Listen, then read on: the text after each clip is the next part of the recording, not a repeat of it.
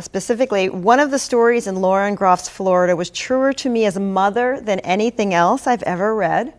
I'm curious from all three authors about how parenthood shaped their writing lives. That's from Amy. So Lauren, why don't you start? Thanks, Amy. Yeah, Parenthood threw a hand grenade into my writing life, to be honest. Yeah, I knew it was going to be an extraordinarily intense endeavor. I had no idea the amounts of intensity it was going to bring to my daily life. But it is. It's almost, it's almost sacred. I almost have to talk about being a parent in a sideways way, just because it's so profound and it's inarticulable.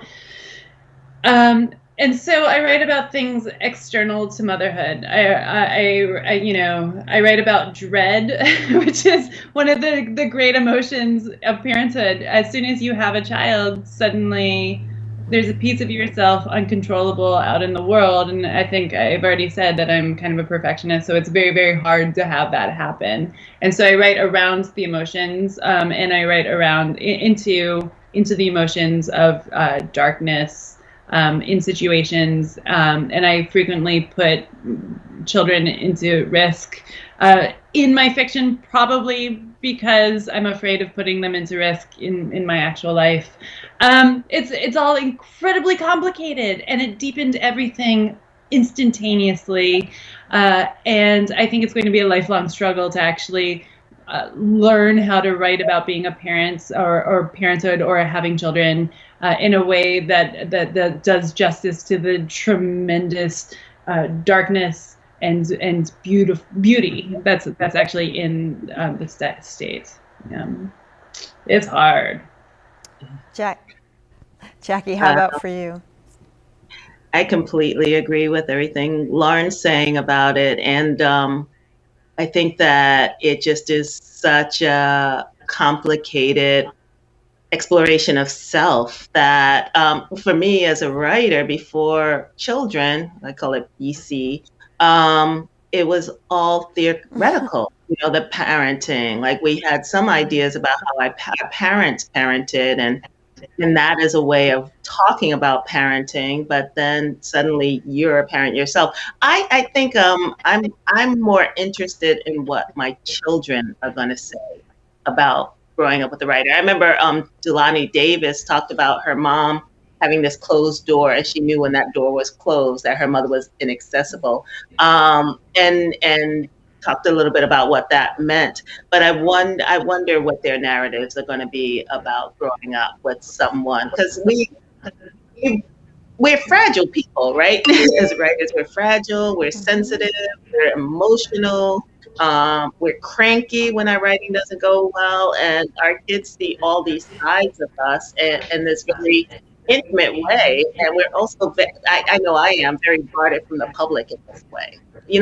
I'm an introvert, even though I don't appear that way when I'm in front of a camera or in front of an audience. Like, it's with dread sometimes that I walk into those rooms, just because I write because I can hide behind the narrative, right? And I can be in a room alone, and I can live inside my head, and then this the opposite of it. So they get to see those sides, and they get to see that code switching, and they get to hear these conversations. So that's what I'm interested in, or maybe not so interested. Hopefully they'll talk about it when I'm no longer here. Colson, how about for you as a parent? Yeah, well, I mean, I was talking about reading the book about 70s film, and I do have this vivid memory of being like a sort of carefree 20-something and staying up late, just drinking beer, whatever, and becoming a parent 16 years ago was a profound change, and that's such a lovely change. I mean, I think I couldn't have written The Underground Railroad or The Nickel Boys without, I think, being a parent first. I think the way that I deal with characters who are not kids, a lot of whatever sort of empathetic feeling I can get across on the page really sort of started happening once I became a father, to my daughter. And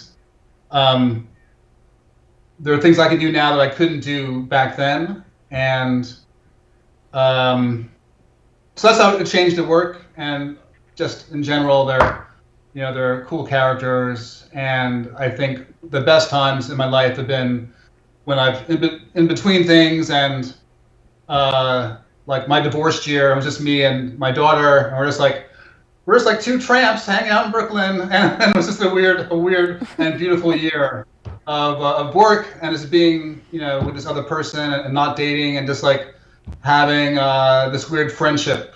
So it was profound for me, and it's made me a better person. And I think if you're a better person, your work improves also.